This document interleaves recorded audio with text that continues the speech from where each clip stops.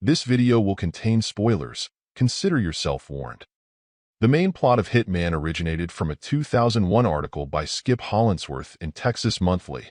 In it, Hollandsworth described how Johnson managed to maintain a low profile with his neighbors while secretly collaborating with the police as an undercover hitman. Director Richard Linklater, a friend of Hollandsworth, read the article when it was first published and later approached Hollandsworth during the COVID-19 pandemic about adapting it into a film. Powell then joined the project to play Johnson, as well as to produce and co-write the script. Since the film's release, director Richard Linklater has discussed its connections to real events.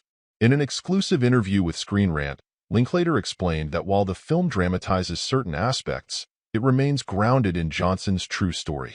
For instance, the multiple aliases created by Gary Johnson in the movie are exaggerated.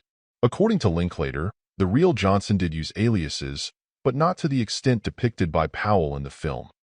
In real life, Johnson was born in Louisiana. He began working as an undercover agent in 1989 when the police tasked him with posing as a hitman for a woman seeking someone to kill her husband. The woman received a lengthy prison sentence, and Johnson continued his role as a fake hitman for hire. Throughout Hitman, various cases are depicted in which Johnson goes undercover. From his initial attempt at undercover work to his various aliases and identities, Hitman shows Johnson arresting several people. However, the film could have portrayed this more effectively. The credits at the end of Hitman reveal that Gary Johnson assisted in the arrest of over 70 individuals, solidifying his reputation as the Laurence Olivier of the field, as described by Skip Hollandsworth. In Hitman, some viewers might be surprised when Gary becomes involved in the murders of two people. Initially aware that Madison killed her abusive husband Ray, Gary then goes on to kill his co-worker Jasper himself. This marks a humorously dark shift in Gary Johnson's life during the film's final act. Given that the movie is based on a true story, a pressing question is whether the real Gary Johnson actually committed any murders. However, the end credit sequences of Hitman clarify that these murders were fictional additions. Linklater and Powell informed the audience that Johnson did not commit any murders in real life.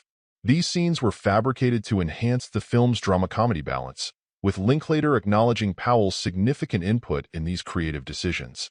Linklater mentioned in an interview that he initially felt there wasn't enough material for a movie, but Powell encouraged them to explore various genres beyond the original story. In reality, Johnson worked as a police officer for a year in Vietnam before returning to the United States and becoming an investigator for a district attorney's office.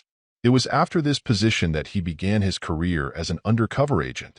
Outside of his undercover work, Johnson maintained the persona of an ordinary, unassuming man, caring for his pet cats and being polite to his neighbors.